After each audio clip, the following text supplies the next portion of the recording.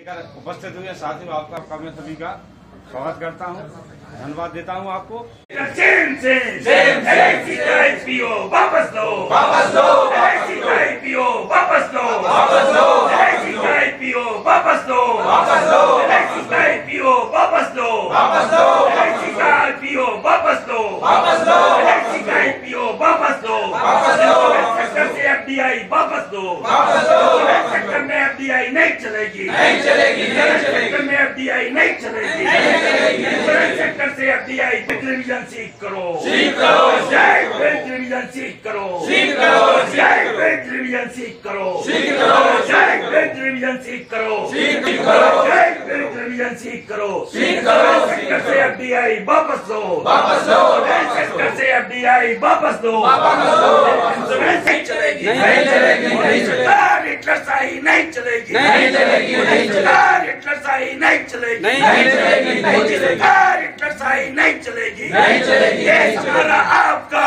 नहीं किसी के बाप का, देश हमारा आपका, नहीं किसी के बाप का, देश हमारा आपका, यही लाने वालों का नाश हो, नाश हो, आईपीओ लाने वालों का नाश हो, शर्म करो, शर्म करो, शर्म करो, शर्म करो, आईपीओ। LIC में पहला वो देख रहे हैं जिसमें अधिकारी वर्ग भी हड़ताल पर है। इसमें मानिए कितनी भयावह स्थिति है। आज संस्थान के ऊपर जो आक्रमण हो रहे हैं वो इतने अहितकारी हैं कि आज हम लोगों को एक तरह से मैं कह जाऊं कोई अतिशयोक्ति नहीं होगी कि अस्तित्व की लड़ाई हम लड़ने के वित्त मंत्री श्रीमती निर्मला सीतारमण जी ने घोषणा की थी कि हम पब्लिक सेक्टर्स एक जनरल इंश्योरेंस की एक कंपनी को बेचेंगे और भारतीय जीवन बीमा निगम में अपनी हिस्सेदारी का कुछ हिस्सा जो है 10% 15% हिस्सा जो है ना, जो भारत सरकार की हिस्सेदारी है उसका हम आईपीओ लाएंगे सर। इसलिए आप इसकी जो इस निर्णय की दूरगामी परिणाम समझिए साहब की है कि जैसी भारतीय जीवन और भाजपा सरकार की नीति है कि वो जो है ना सारे PSU को बेचने पर जो है ना आमादा है साथियों। इसलिए कि उनके निर्णय में कोई हम लोगों को वो नहीं लगता है, लेकिन हम लोग इस निर्णय को कितनी अपनी ताकत के साथ आज हम लोगों के पास किसी भी पब्लिक सेक्टर्स के पास इतना जो है जन समर्थन नहीं है जितना जन समर्थन हमारे पास में है। इतना जन समर्थन को हम लोग अगर अपने पक्ष में कर लेगा साथियों तो ऐसी तो 10 सरकार हम लोग बदल देंगे साथियों। आज 42 करोड़ जो है ना भारतीय जीवन बीमा उनका परिवार हमारे साथ में है साथियों। आज एक करीब जो है ना 13-14 लाख के आसपास जो है ना अभिकर्ता हमारे साथ है साथियों। आज एक सवा लाख से ज्यादा हम लोग कर्मचारी क्लास 1, 2, 3, 4 के साथी हम लोग हैं साथियों। इसलिए हम लोगों की महती जिम्मेदारी बन जाती है कि जिस पॉलिसी होल्डर ने, बीमा धारक ने अपनी छोटी छोटी बचत का पैसा भारतीय जीवन बीमा निगम में इन्वेस्ट किया है उसके पैसे की जिम्मेदारी हम लोगों की भी है और सरकार की ज्यादा आएगी। और हम लोगों की इसलिए है कि हम लोग जहाँ उनकी नुमाइंदगी, सरकार की नुमाइंदगी करते, हम लोग सरकारी कर्मचारी होने के नाते सरकार की भी नुमाइंदगी करते हैं साथियों। अगर सरकार नहीं चेतती है तो हम लोगों को इसको एक जन समर्थन को अपने पक्ष में करके सरकार की गलत नीतियों के खिलाफ के सरकार जहाँ उसको भेज देना।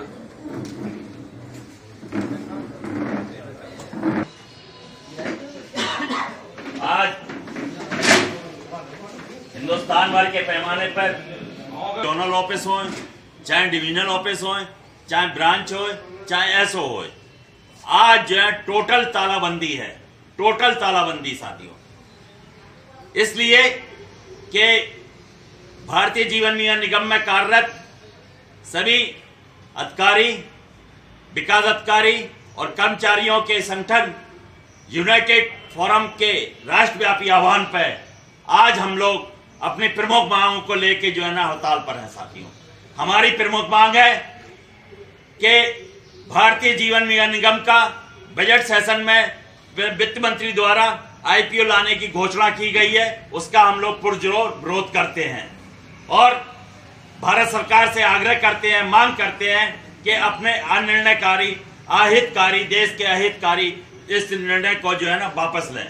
साथियों, दूसरा हम लोगों की प्रमुख मांग है कि इंश्योरेंस सेक्टर में एफडीआई की सीमा 49% से बढ़ाकर 74% करने के विरोध में उसका हम लोग पुरजोर विरोध करते हैं। साथियों, तीसरी जो हम लोगों की प्रमुख मांग है, जो हम लोगों के जो सबसे ज्यादा हम लोगों को पीड़ा दे रही है साथियों, वो है कि हम लोगों का वेतन समझौता जो कि अगस्त 2017 से लंबित है साथियों, जो कि कोई कारण नहीं है कि भारत सरकार और प्रबंधन तंत्र हमारे वेतन समझौते को क्यों रोके पड़ा है। हम लोगों को कोई कारण समझ में नहीं आता।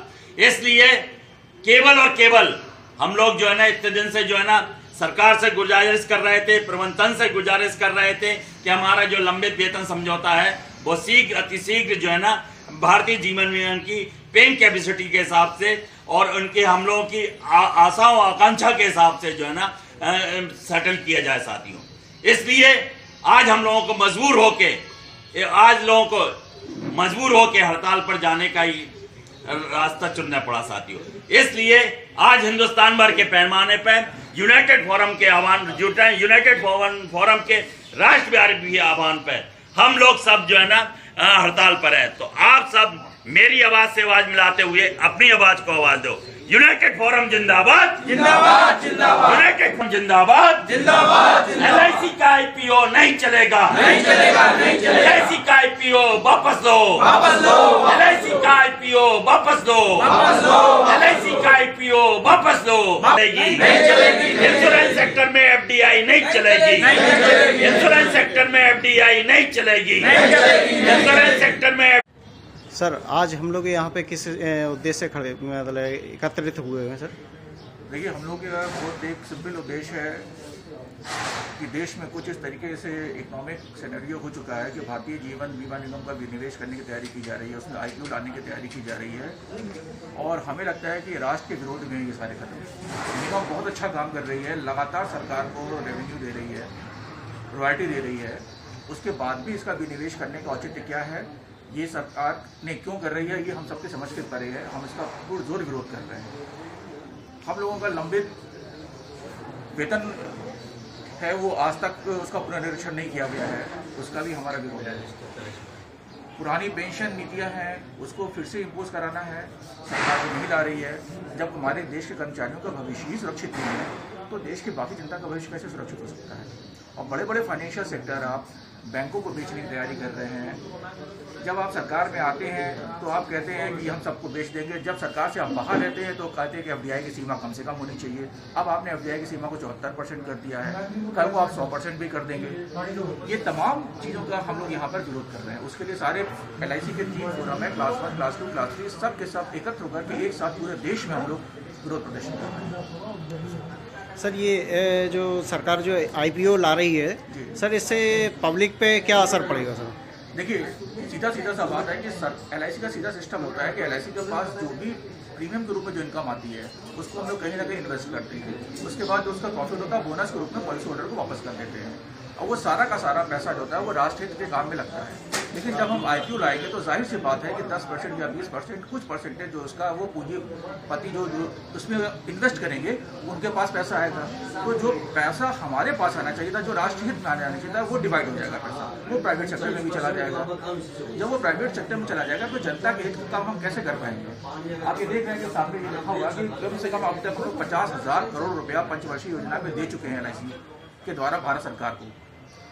यदि मान के चलिए हमारा डिसइन्वेस्टमेंट हो गया तो क्या ये पंचवर्षीय योजनाएं कामयाब हो पाएंगी? क्या कभी नहीं हो पाएंगी कामयाब। निजी क्षेत्र का व्यक्ति तो अपने हित में काम करेगा, अपनी कंपनी के लिए, अपने फर्म के लिए काम करेगा, राष्ट्र हित के लिए काम नहीं करेगा। एलआईसी पूरी तरीके से भारतीय जीवन बीमा निगम राष्ट्र हित के लिए काम करना चाहती है। हम सभी यहाँ के जितने भी एम्प्लॉई हैं वो पूरी तरीके से डेडिकेटेड हैं, समर्पित हैं राष्ट्र हित के लिए और लगातार मेहनत कर रहे हैं। कितने हमारे कॉम्पिटिटर्स आए लेकिन कोई भी हमको टच नहीं कर पाया।